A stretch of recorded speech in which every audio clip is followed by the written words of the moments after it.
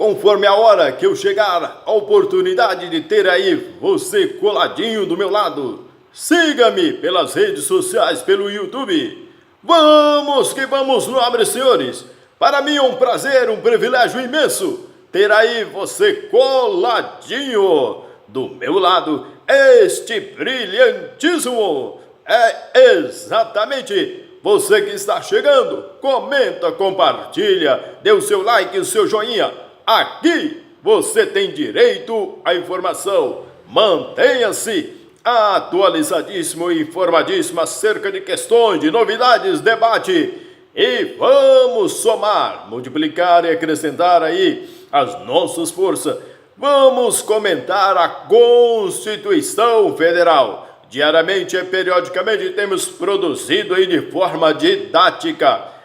Para os nossos amigos cidadãos brasileiros entender aí a Constituição Federal. São diretrizes, são traçados e metas aí provenientes do Supremo Tribunal Federal. Vamos comentar o artigo 146, inciso 3º da Constituição Federal. A nossa mãe constitucional. Chama pela mãe, mãe constitucional. Vamos ouvir essa canção de niná. Escuta aí.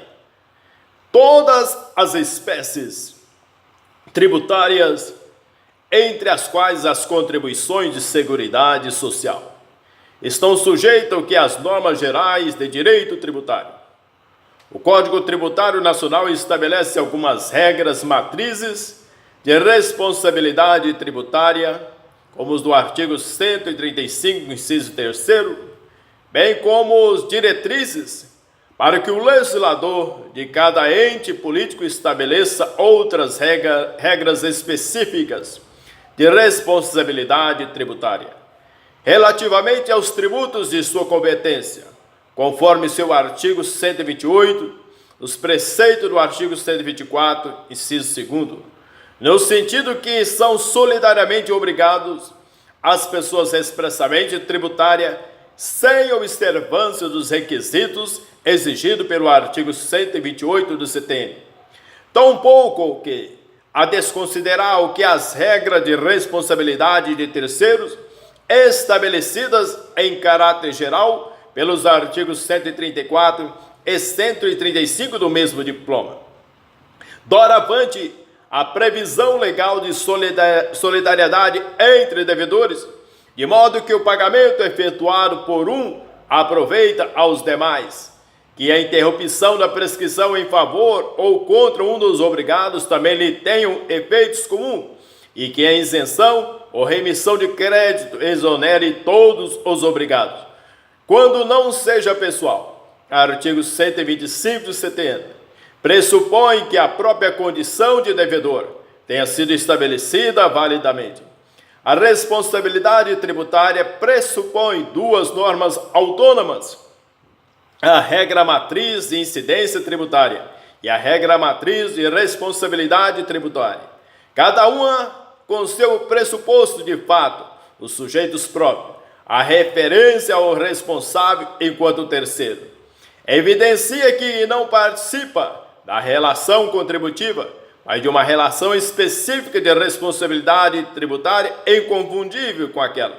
O terceiro só pode ser chamado, eu diria em outros termos, responsabilizado na hipótese de descumprimento dos deveres próprios de colaboração para com a administração tributária, estabelecido ainda que o contrário senso na regra matriz, eu diria que também estará sujeito aí à responsabilidade tributária, desde que tenha contribuído para a situação, ou seja, de inadimplemento pelo contribuinte. O artigo 135, inciso 3º, responsabilidade apenas somente quando pratiquem atos com excesso de poder ou infração à lei, contrato social ou estatuto. Desse modo, apenas o sócio com poderes de gestão ou representação social ou da sociedade é que pode ser responsabilizado. O que resguarda o quê? A pessoalidade entre o ilícito ou mal gestão ou representação, e a consequência de ter de responder pelo tributo devido pela sociedade. O artigo 13 da Lei 8.620 de 93 não se limitou a repetir ou detalhar a regra de responsabilidade constante do artigo 135 do CTN. Tampouco cuidou de uma nova hipótese específica e distinta. Entretanto, senhor, de antemão percebemos que o artigo 146, no inciso 3º a seguir, cumpre, entretanto, a legislação dispor sobre os parâmetros da aplicação da multa, tampouco como ocorre no CTN, o artigo 106 conflita com a Carta Magna, o artigo 146, inciso 3º, a expressão para os fatos geradores ocorridos a partir de 1º de abril de 97. Constante a Lei 8.212, com relação à redação decorrente da 9.528, ante o envolvimento de matéria, cuja disciplina é reservada ao quê? A lei complementar. Na linha A definição de tributos e de suas espécies, como em relação aos impostos discriminados nessa Constituição, a dos respectivos fatos geradores, base de cálculos e contribuinte. Viola o artigo 146, inciso 3º, a linha A da Constituição Federal, a norma ordinária segundo a qual hão de ser incluídos na base de cálculo do IPI os valores relativos a descontos incondicionais, concedidos quando da operação de saída de produtos prevalecendo o disposto na linha A do inciso 2º do artigo 47 do CTN. Cabe então, entretanto, senhores, nesse viés, aos municípios, o Batman, o exercício da competência tributária relativo ao ISSQN, no qual, observados os parâmetros materiais da Constituição da República e da lei complementar referida em seu artigo 146, inciso 3º, a linha A, inclui o que? A indicação do sujeito passivo. Portanto, ao descrever o sujeito passivo, na aludida prescrição tributária, o município implicado tão somente seguiu a orientação jurisprudencial deste STF. Decidiu o acordo recorrido acerca das duas questões suscitadas pelo recorrente, pelo voto do eminente relator, nesses termos, não há isenção na disposição contida, de modo a afrontar aí o comando do artigo 151, inciso 3º. Mas isso se trata, de uma regra que tem por finalidade evitar o bis idem, seja, a cobrança duas vezes do mesmo encargo, já que o fato gerador é o mesmo. Se a empresa da construção civil, na qualidade de empreiteira, transfere para outra empresa parte da obra inicialmente contratada, estabelecendo o que se determina de subempreitada, e cada uma delas, ao receber pelo serviço, pagar o tributo, estará havendo o que? Indiscutivelmente o efeito cascata, com séria ofensa aos princípios gerais do direito tributário. Com efeito, dispõe o artigo 146, inciso 3º, a linha A da Constituição, que cabe à lei complementar. Estabeleceu que normas gerais em matéria de legislação tributária, especialmente sobre definição de tributos e de sua espécie. Doravante, nobres senhores, na linha B, a obrigação, lançamento, crédito tributário e decadência tributária são inconstitucionais. O parágrafo único do artigo 5º da Lei Delegada 1569 de 77, entretanto, senhor, que trata o que de prescrição e decadência de crédito tributário, súmula vinculante 8. Quanto ao advento da Lei Complementar 118 de 2005, está consolidada o que? A orientação da primeira sessão do STJ, no sentido de que, para os tributos sujeitos a lançamentos por homologação, o prazo para repetição ou compensação de indébito era de 10 anos contado do seu fato gerador, tendo o que em conta a aplicação combinada, entretanto, com o CTN, embora tenha se autoproclamado interpretativa, implicou inovação normativa, tendo reduzido o prazo de 10 anos contados do fato gerador para 5 anos contados do pagamento indevido. A lei supostamente interpretativa que, em verdade, inova no mundo jurídico, deve ser considerado como lei nova, inocorrência ou que de violação à autonomia e independência dos poderes, porque a lei expressamente interpretativa também se submete, como qualquer outra, ao controle judicial, quanto à sua natureza, validade e aplicação. Entretanto, senhores, também percebes que no artigo 146, inciso 3º, a linha C, especificamente, senhores, o fato da Constituição determinar que seja estabelecido adequado tratamento tributário ao ato cooperativo não veda a incidência da CPMF sobre movimentações financeiras efetuadas nela pelas sociedades cooperativas. A linha D, a definição de tratamento diferenciado e favorecidos às microempresas e para as empresas de pequeno porte, inclusive aquelas especiais ou simplificadas no caso do imposto previsto no artigo 155, inciso 2º, das contribuições previstas, e da contribuição a que se refere o artigo 239. O Simples Nacional surgiu da premente necessidade de se fazer com que o sistema tributário nacional concretizasse o que as diretrizes constitucionais do favorecimento às microempresas e às empresas de pequenos porte, com consonância com as diretrizes traçadas pelo artigo 146, inciso 3º, a linha D. Entretanto, da Constituição Federal visa o quê? A simplificação e a redução das obrigações dessas empresas, conferindo a elas o que é um tratamento jurídico diferenciado, o guarda ainda a perfeita consonância com os princípios da capacidade contributiva e da isonomia. A ausência o que é de afronta ao princípio da isonomia tributária.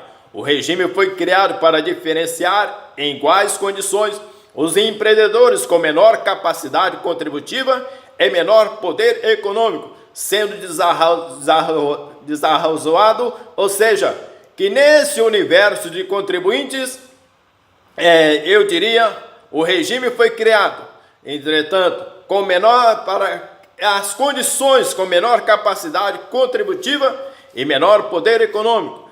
Entretanto, se favorece aqueles em débitos com o fisco. Entretanto, senhores, de antemão percebe que a ação direta de inconstitucionalidade ajuizada contra o artigo 3º da Lei Complementar 123 de 2006, que isentou as microempresas e as empresas de pequeno porte, optante pelo regime específico unificado de arrecadação de tributos e contribuições devido pelas microempresas e empresas de pequeno porte, o Simples Nacional, o Super Simples, a isenção concedida, eu diria aos nobres senhores, com a sua previsibilidade legal, pois a lista de tributos prevista no texto legal que define o campo de reserva, o que é da lei complementar, é exemplificativa e não taxativa. Entretanto, senhor, no parágrafo único, referente ao artigo 146, no parágrafo único, a linha D, vamos discorrer. A lei complementar, de que trata o inciso 3º, a linha D, também poderá instituir um regime único de arrecadação dos impostos e contribuições da União, dos Estados, do Distrito Federal e dos municípios, observados aí, incluído pela Emenda Constitucional 42 de 2003. Inciso 1 será opcional para o contribuinte. Inciso 2 poderá ser estabelecido condições de enquadramento diferenciados. Inciso 3º, o recolhimento será unificado e centralizado e a distribuição da parcela de recursos pertencentes aos respectivos entes federados será imediata, vedada qualquer retenção ou condicionamento. Artigo 146-A. Entretanto, sempre, vamos ao comentário. A América Virgínia Indústria e Comércio, Importação e Exportação Limitada pretende, entretanto, obter um efetivo um efeito ser suspensivo para recurso extraordinário, admitido que na ordem na qual se opõe a interdição, de estabelecimentos seus, decorrente o que do cancelamento do registro especial para a industrialização de cigarros por descumprimento de obrigação tributária. Não há impedimento, aos nobres senhores, a que a norma tributária posta regularmente hospede funções voltadas para o campo da defesa da liberdade de competição no mercado, sobretudo após o que a previsão textual do artigo 146 a parte A da Constituição. Como observa Isabel de Abreu Machado, o crescimento da informalidade, além de deformar a livre concorrência, reduz o que a arrecadação da receita tributária, compreendendo o que a qualidade do serviço público, a deformação do princípio da neutralidade, quer por meio de um corporativismo pernicioso, quer pelo crescimento da informalidade, após a emenda constitucional 42 de 2003, afronta hoje o artigo 146, parte A da Constituição. Urge restabelecer o que era a livre concorrência, a lealdade na competitividade. Entretanto, senhores, o artigo 146, na cabeça, no caput, chama aí a cabeça do gato, Batman, compete aí o que? A União em território federal, nos impostos estaduais, e se o território não for dividido em municípios, cumulativamente, os impostos municipais ao Distrito Federal, cabe aos impostos municipais. Entretanto, no artigo 148, na cabeça, mãe, a União, mediante lei complementar, pode instituir empréstimos compulsórios. O depósito judicial, sendo que uma faculdade do contribuinte a ser exercida ou não, dependendo de sua vontade, não tem caráter de empréstimo compulsório nem índole confiscatória. Entretanto, o artigo 150, inciso 4º, pois o mesmo valor corrigido monetariamente lhe será restituído se o vencedor na ação, rendendo juros com taxa de melhor aproveitamento do que a época anterior à vigência da norma. O STF, no julgamento, reconheceu que o empréstimo compulsório instituído pela Lei 7.181 de 83, cobrado dos consumidores de energia elétrica, foi recepcionado pela Constituição, na forma do artigo 34, parágrafo 12, de atos de disposições, constitucional transitória, se a Corte concluiu que a referida, então, disposição transitória preservou a exigibilidade do empréstimo compulsório com toda a legislação que regia no momento da entrada em vigor da Carta Federal. Evidentemente, também acolheu a forma de devolução relativa a esse empréstimo compulsório imposta pela legislação acolhida, que agravante insiste em afirmar o que seria inconstitucional. Entretanto, senhor, também, doravante, é bastante pertinente, relacionado ao artigo 148, inciso 1º, para atender ao que? As despesas extraordinárias. O que? Esses impostos extraordinários decorrentes do que? De calamidade pública, de guerra externa ou sua iminência, só serão cobrados nessas formas. Na pendência aí desta mãe, nos inciso 2, no caso que de investimento público de caráter urgente de relevante interesse nacional, serão cobrados esses impostos extraordinários. O disposto no artigo 150, inciso 3º, parte B, na parte B, no parágrafo único, a aplicação dos recursos provenientes de empréstimo compulsório será vinculada ao quê? As despesas que fundamentou sua instituição. Na cabeça, no caput, vai aí, Capitão América, traz o seu escudo, compete exclusivamente à União instituir contribuições sociais de intervenção no domínio econômico e de interesse das categorias profissionais ou econômicas, como instrumento de sua atuação nas perspectivas áreas, observado o disposto aí no artigo 146, inciso 3º, 150, inciso 1 e 3º, e sem prejuízo do previsto no artigo 195, parágrafo 6º, relativamente ao que as contribuições a que alude o dispositivo. A jurisprudência firmada no âmbito desse STF, no sentido de que a contribuição compulsória para o custeio dos serviços de saúde deve incidir sobre um dos cargos exercido pelo servidor. A desvinculação parcial da receita da União, constante do artigo 76 dos atos de disposição constitucional transitória, não transforma o que as contribuições sociais e de intervenção no domínio econômico em imposto, alterando o que é a essência daqueles ausentes qualquer implicação quanto à apuração do Fundo de Participação dos Municípios. A contribuição sindical patronal, isenção concedida às microempresas e empresas de pequeno porte, o Simples Nacional. Risco autonomia sindical, afastado na medida em que o benefício em exame poderá tanto elevar o número de empresas a patamar superior ao de faixa de isenção, quanto a fomentar a atividade econômica e o consumo para as empresas de médio ou de grande porte, ao incentivar a regularização de empreendimentos. Entretanto, o STF firmou o entendimento no sentido da dispensabilidade de lei complementar para a criação das contribuições de intervenção no domínio econômico e de interesse das categorias profissionais. O SEBRAE, por exemplo, a contribuição de intervenção no domínio econômico, a essas contribuições e de interesse de categorias profissionais ou econômicas que estão postas, que ficou posto estarem sujeitos ao que a lei complementar do artigo 146, inciso 3º. Isso não quer dizer que deverão ser instituídos por lei complementar.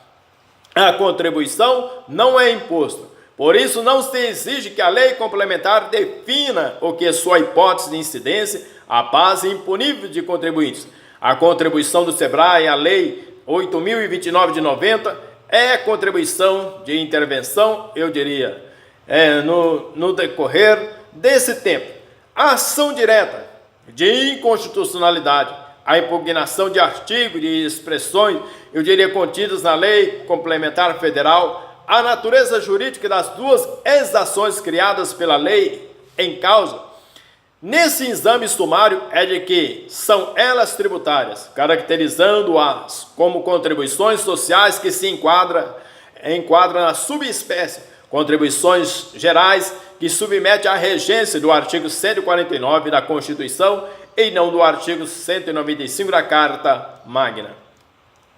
O PASEP, sendo contribuição instituída pela própria Carta da República, não se confunde com aquelas que a União pode criar na forma dos artigos 149 e 195, nem se lhe aplicam o que quaisquer dos princípios, restrições constitucionais que regulam o que as contribuições em geral. Entretanto, doravante, a contribuição devido, eu diria, ao Instituto do Açúcar e do Álcool, recepcionou a lei delegada 308 de 67 com alterações. Ficou afastada a ofensa ao artigo 149 da Constituição, que exige lei complementar para a instituição, eu diria, de contribuições de intervenção no domínio econômico. A contribuição para IAA, eu diria, é compatível com o sistema tributário nacional. Não vulnera aí o artigo 35, parágrafo 3º dos atos de disposição constitucional transitória. Entretanto, senhor, no parágrafo 1º do artigo 149, vamos aí, os estados, o Distrito Federal, os municípios, instituirão contribuição cobrada de seus servidores para o custeio e benefícios desses do regime previdenciário de que trata o artigo 40, cuja alíquota não seja inferior à da contribuição dos servidores titulares de cargos efetivos da União. O regime próprio da Previdência, eu diria aos nobres senhores, privada e assistência social, dos Serviços do Estado de Minas Gerais, vamos aí a família, aposentadoria e benefícios assegurados que a servidores não titulares de cargo efetivo alegam que é violação aos artigos 40, parágrafo 3º e 150, parágrafo 1º. Ação direta julgada parcialmente procedente.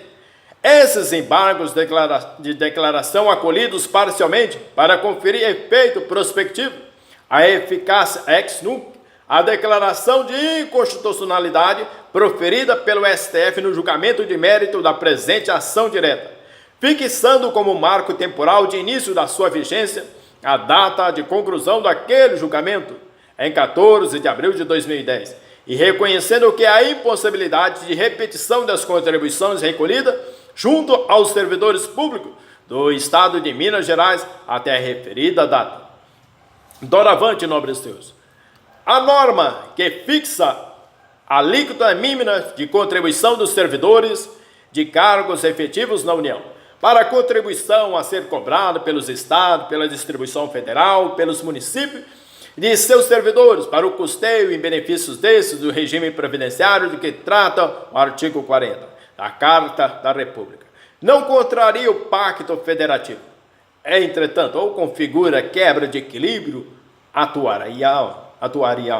Entretanto, a observância da alíquota mínima fixada na Emenda Constitucional 41 não configura quebra de autonomia dos Estados federados.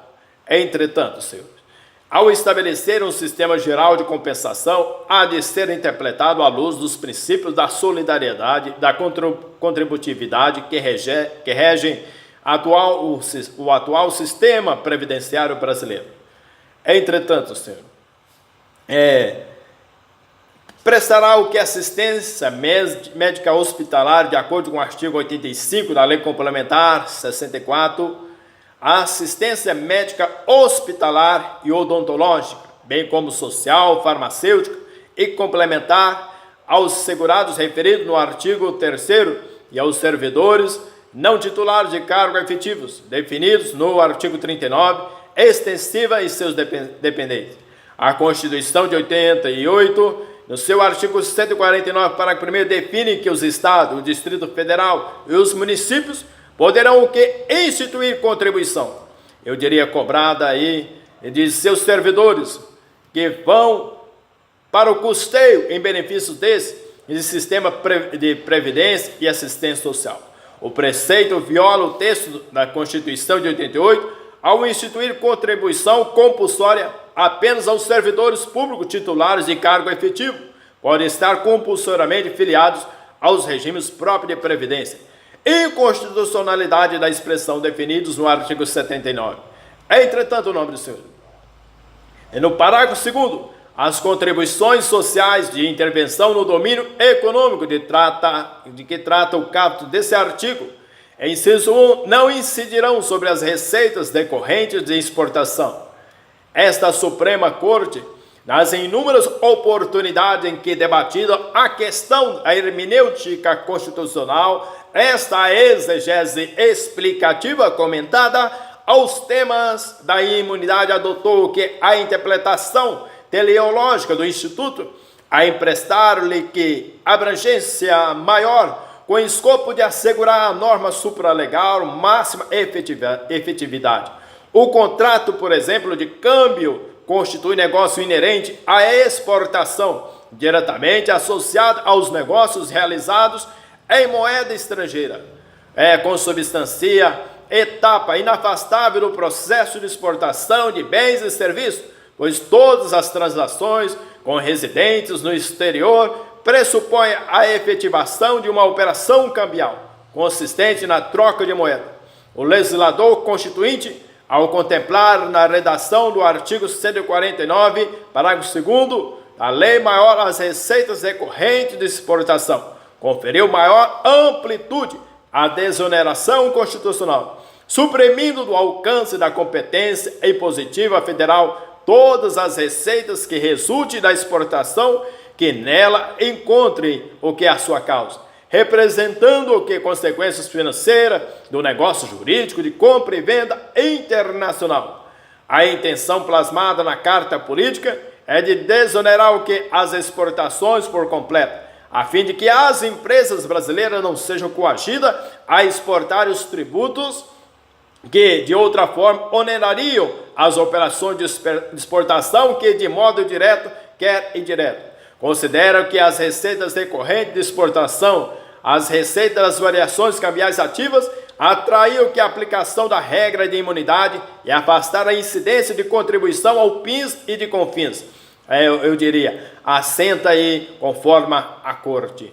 Entretanto, senhores, estaremos discorrendo aí no artigo 149, no parágrafo 2º, no inciso 2º, da nossa mãe constitucional.